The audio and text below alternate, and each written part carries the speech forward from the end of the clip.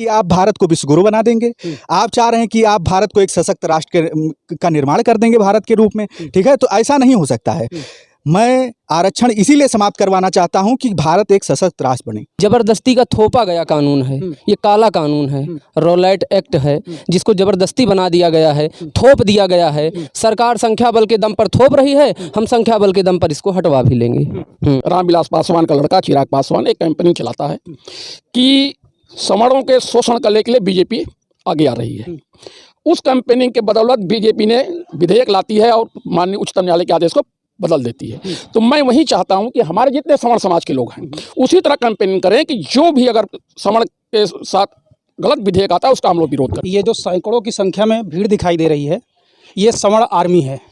सवर्ण आर्मी के राष्ट्रीय महासचिव ठाकुर शिवम सिंह और उनकी सेना पूरी आज हम लोगों से बातचीत करेगी और जानेंगे कि सवर्ण आर्मी का मेन उद्देश्य क्या है। आप लोग मतलब हर ब्लॉक में डोर टू डोर हर घर जाना चाह रहे हैं, कौन सा ऐसा मुद्दा है जो आप लोग उठा करके यहाँ से सरकार तक ले जाना चाहते हैं। सबसे पहले शिवम जी, आपका बहुत बहुत स्वागत है। बहुत बहुत धन्यवाद आपका। कौन सा उद्देश्य लेकर के आप लोग चल रहे हैं जो सरकार नहीं कर पा रही, आप करना चाह रहे हैं? देखिए, उद्देश्य तो बहुत हैं। सबसे पहले सवर्ण समाज का हित हमारा उद्देश्य है, सबसे बड़ा उद्देश्य। दूसरा, बहुत सारे उद्देश्य ऐसे हैं कि जैसे आरक्षण, SC/ST एक्ट, सवर्ण आयोग का गठन, इन 3 मुद्दों पर हम प्रमुख रूप से कार्य कर रहे हैं। सवर्ण छात्र छात्राओं को छात्रवृत्ति जो है दी जाए, प्रदान की जाए, क्योंकि छात्रवृत्ति नहीं होती है, वो छात्र पुनरावृत्ति होती है।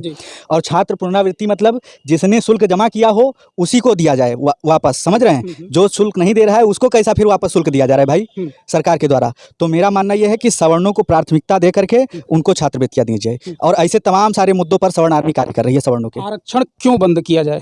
क्यों आरक्षण को आप लोग मतलब बंद करने के उस पे लगे हुए? आरक्षण में ऐसा क्या गलत हो रहा है? बता, आप एक बात बताइए भैया कि एक घोड़ा है और एक गधा है। अब घोड़े के दोनों पैर को या चारों पैर को बांध दिया जाए और उसके बाद उसको रेस में दौड़ाया जाए और गधे को खोल दिया जाए, गधा अव्वल आ जाए, तो इसका आप क्या अर्थ निकालेंगे बताइए?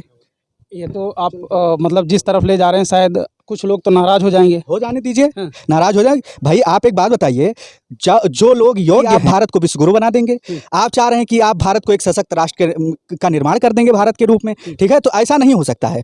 मैं आरक्षण इसीलिए समाप्त करवाना चाहता हूं कि भारत एक सशक्त राष्ट्र बने। आरक्षण किसी व्यक्ति और किसी जात के लिए नुकसानदायक नहीं है, आरक्षण पूरे राष्ट्र के लिए नुकसानदायक है। और कौन सा उद्देश्य है आपका? मूलतः SC/ST एक्ट आप देख रहे होंगे, सैकड़ों और हजारों मामले महीने के महीने आते हैं हमारे पास, जिसमें फर्जी तरीके से SC/ST एक्ट लोगों ने अपने हथियार के रूप में प्रयोग करना शुरू कर दिया। मिलेंगे संतोष जी से बात कर लें। संतोष जी, आप मंडल उपाध्यक्ष बनाए गए हैं सवर्ण आर्मी के, ठीक है ना? तो सबसे पहले तो आपको बहुत बहुत बधाई। दूसरी चीज़ ये जानना चाहेंगे कि आप कितना सक्रिय हैं प्रयागराज में? जी, हम सक्रियता की बात करें तो हम यहाँ पे आदरणीय श्री सर्वेश पांडे जी के निर्देशानुसार यहाँ पे ग्राम, ब्लॉक, तहसीलों में जो है हम स्वर्ण समाज को संगठित और जागरूक करने का कार्य कर रहे हैं। जी जी, बिल्कुल कर रहे हैं और करते रहेंगे। कहाँ तक सफलता हासिल हुई है? हमें हर ग्राम, हर ब्लॉक में जहाँ पे हमारी बैठक हो रही है वहाँ पे हजारों की संख्या में लोग एकत्रित हो रहे हैं और स्वर्ण समाज संगठित हो रहा है, जागरूक हो रहा है, और उनके स्वर्ण समाज के जो हक अधिकार की लड़ाई के लिए उनको हम तैयार कर रहे हैं।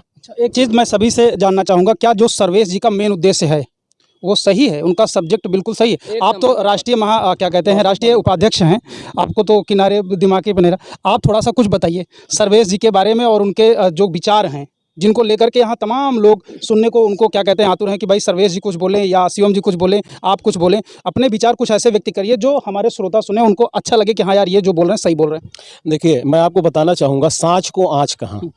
सर्वेश जी सत्य बोलते हैं, और सत्य अगर कोई व्यक्ति बोलता है तो कौन नहीं उसके साथ रहेगा? बिल्कुल रहेगा साथ। और क्या गलत बोलते हैं, क्या गलत बोलते हैं सर्वेश जी? सर्वेश जी अपने समाज के लिए बोलते हैं। सर्वेश जी जो काला कानून है, जिसमें अभी आप पूछ रहे थे, 18(1), 18(2) को हटा दिया गया है। 18(1) में गवाही होती थी 2 सवर्णों की, उसको हटाकर 18(1) को हटा दिया गया है।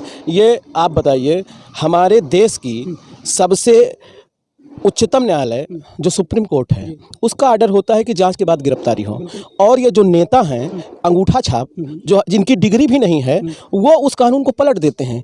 तो या तो सुप्रीम कोर्ट गलत है और या तो फिर ये नेता गलत है। हम लोगों के साथ ऐसा होता क्यों है? सवर्णों के साथ ऐसा क्यों हो रहा है? इसका कारण ये है कि सवर्ण समाज जो है, अभी देखिए कुछ कमी है सवर्ण समाज में, वो कमी है संगठित होने की।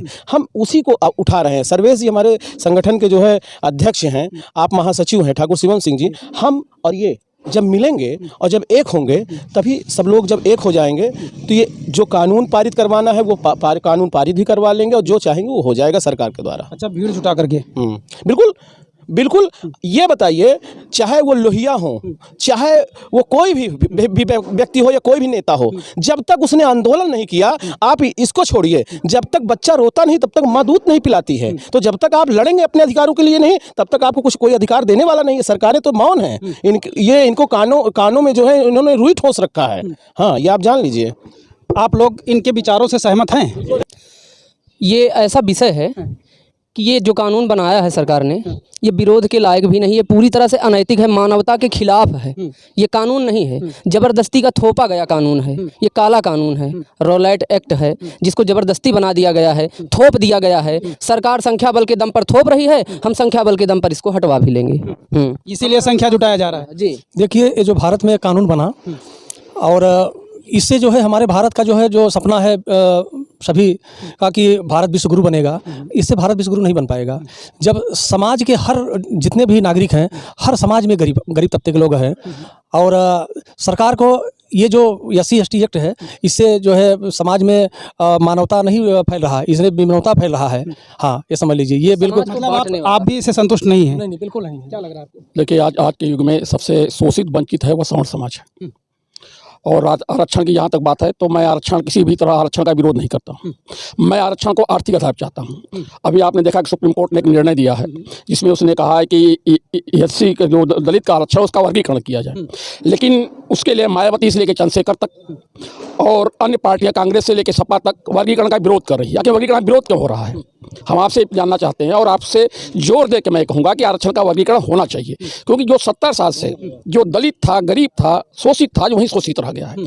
मायावती और चंद्रशेखर जो एक सांसद, एक मंत्री हो गए हैं, विक्रम सिंह जो है कि IG से DGP से रिटायर, उनको आरक्षण की जरूरत है। टीना ढाबी को आरक्षण की जरूरत है, जबकि उसके पिताजी, भाई, बंधु सब IAS लेवल में हैं। तो हमें आरक्षण का विरोध नहीं कर रहा हूँ, हम आरक्षण चाहते हैं कि आर्थिक आधार पे हो। SC/ST की बात जहाँ तक है, ये देखिए SC/ST एक्ट में माननीय उच्चतम न्यायालय ने एक आदेश पारित किया था कि जैसे ही FIR होती है उसकी एक उच्च स्तर CO स्तर से जांच कराई जाए। एक छोटा सा बच्चा, रामविलास पासवान का लड़का चिराग पासवान, एक कैंपेनिंग चलाता है कि सवर्णों के शोषण करने के लिए BJP आगे आ रही है। उस कैंपेनिंग के बदौलत BJP ने विधेयक लाती है और माननीय उच्चतम न्यायालय के आदेश को बदल देती है। तो मैं वही चाहता हूं कि हमारे जितने सवर्ण समाज के लोग हैं उसी तरह कैंपेनिंग करें कि जो भी अगर सवर्ण के साथ गलत विधेयक आता है उसका हम लोग विरोध करें। आज संसद और लोकसभा हो या विधानसभा, कोई भी सवर्ण नेता हो हमारी आपकी बात नहीं करता है, लेकिन वहीं SC/ST की अगर बात आएगी तो हमारे समाज के भी नेता और उनके समाज के नेता दोनों बात कर रहे हैं। हाँ, वो एक्चुअली है क्या कि भीड़ की जरूरत है, अभी अपने पास भीड़ एकत्रित नहीं हो रही है। आपने मीटिंग करी, आपको भी पता है, जरूरत नहीं है। हमें सवर्ण आर्मी के राष्ट्रीय अध्यक्ष सर्वेश पांडे की विचारधारा को लोगों तक पहुंचाने की जरूरत है। जिस दिन उनकी विचारधारा हमारे हर सवर्ण समाज के लोगों के पास पहुंच जाएगी, हर घर में सर्वेश पांडे होगा। पहुंच गई है, आप अभी लेट है, पहुंच गई है, बशर्ते वो जाग नहीं पा रहे, उन्हें जगाना है। उनको जगा रहे हैं और हर घर में हम लोग सर्वेश पांडे पैदा करेंगे। और आप लोगों का मीडिया का अगर सहयोग रहा तो आने वाले 2027 के पहले हर घर में सर्वेश पांडे पैदा हो जाएंगे। धन्यवाद। क्या कहना चाहेंगे? मैं आज जो ये मीटिंग हुई है वो सवर्ण समाज को लेके हुई है। सवर्ण समाज में जो हमारा पहला मोटिव रहा आरक्षण को लेके, तो आरक्षण मुक्त भारत कराना है। अगर उसको सरकार नहीं मानती है तो आर्थिक आधार पर आरक्षण के लिए हम लोग जोड़ देंगे। दूसरा है सवर्ण आयोग की स्थापना करना। सवर्ण आयोग की स्थापना के लिए हम लोग मुहिम छेड़ेंगे। मुहिम छोड़ने के बाद मैं राज्यपाल और मुख्यमंत्री को ज्ञापन देंगे हम लोग। अगर उस ज्ञापन को नहीं माना जाता है तो फिर हम लोग पूरे भारतवर्ष में आंदोलन करेंगे एकजुट होकर। तीसरी बात रही है कि हम जो SC/ST एक्ट की बात है, तो SC/ST एक्ट के लिए अगर ये सरकार नहीं हटाती है तो इसके लिए हम लोग पूरे भारतवर्ष में समर्थन जुटा के इसके लिए एक मुहिम चलाएंगे। अगर उस मुहिम के द्वारा भी सरकार नहीं मानती है तो मैं अपने अध्यक्ष और महासचिव से ये कहूँगा कि हम भी एक राजनीतिक पार्टी बनाएं, और राजनीतिक जब तक मेरे पास ताकत नहीं आएगी तब तक इसको हम मुक्त नहीं कर पाएंगे। हमें ताकत की भी जरूरत होगी अपने सवर्ण समाज को उठाने के लिए। ठीक, क्या कहना चाहेंगे दादा आप?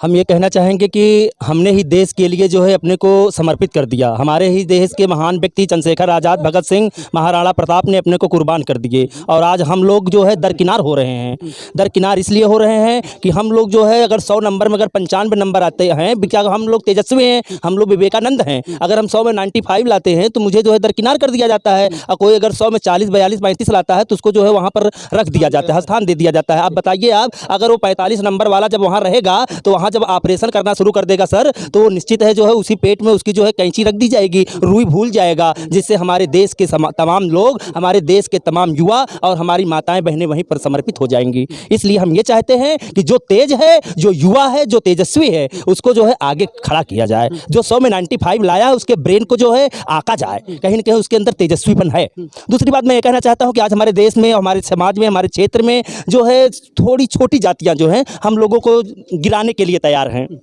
वहाँ पर क्या करते हैं कि वो छोटी सी हम लोग अगर बात कह देते हैं तो हम लोगों को आगे गाइडलाइन में ला देती हैं। इसलिए हम सभी सर्वेश पांडे जी के इस मार्गदर्शन पर, उनके झंडे पर खड़े होकर के अपनी बल संख्या को और उनके इस पॉइंट को हटाने के लिए हम प्रयास कर रहे हैं। इसी को हम विचारधारा से निकले हैं। क्या हुआ, क्या कहना चाह रहे थे बॉस आप?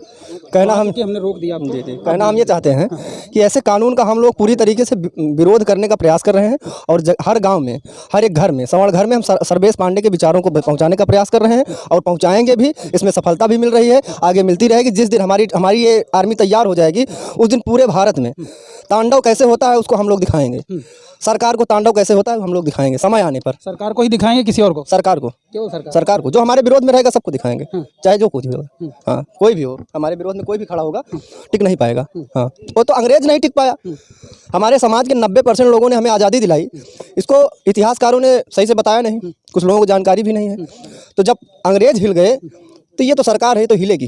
यार इतिहासकारों ने नहीं बताया तो कुछ आप बता दीजिए, हम बता दे रहे हैं। चलिए, इतिहासकारों ने ये नहीं बताया, चंद्रशेखर आज़ाद तिवारी जी का टाइटल पीछे बता दिया गया। आप इलाहाबाद प्रयागराज में ही खड़े हैं। हाँ, उनका हाँ उन्हीं का क्षेत्र है, उनको तिवारी नहीं बताया गया। हम लोग इसके लिए मुहिम भी छेड़े थे कि उनके टाइटल को क्यों छिपाया जा रहा है, इस पर कोई काम नहीं हुआ। तो इस तरीके से हमारे समाज के लोगों को जो है उनका टाइटल छुपा करके उनको पीछे कर दिया। और भीमराव अम्बेडकर को बताया जा रहा है कि संविधान निर्माता है। प्रारूप समिति के अध्यक्ष थे, प्रारूप समिति के केवल अध्यक्ष थे। संपूर्ण संविधान सभा के अध्यक्ष पंडित राजेंद्र प्रसाद मिश्र थे, उनको कोई नहीं याद करता है। याद कहाँ से करेंगे, चूंकि याद करने वाले आप ही लोग हैं, वो कम है। जी ठीक है ना? जी जी, जिस संख्या बढ़ जाएगी सब याद बस ज़्यादा है। बस फर्क इतना है कि हम संगठित नहीं हैं। बस जिस दिन हम लोग संगठित हो जाएंगे उस दिन ये कहानी ही नहीं रह जाएगी। बस संगठित होने की जरूरत है हम लोग। तो क्यों नहीं है संगठित ना होने का सबसे बड़ा रीजन ये है कि ये प्रबुद्ध समाज है। हर आदमी का बहुमत है, मतलब एक मत नहीं है।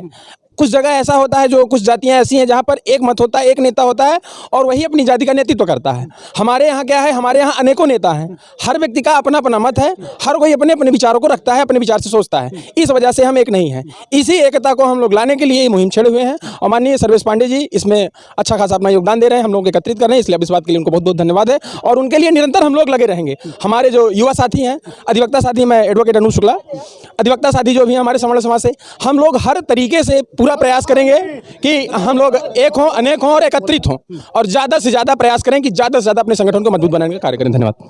Thank you.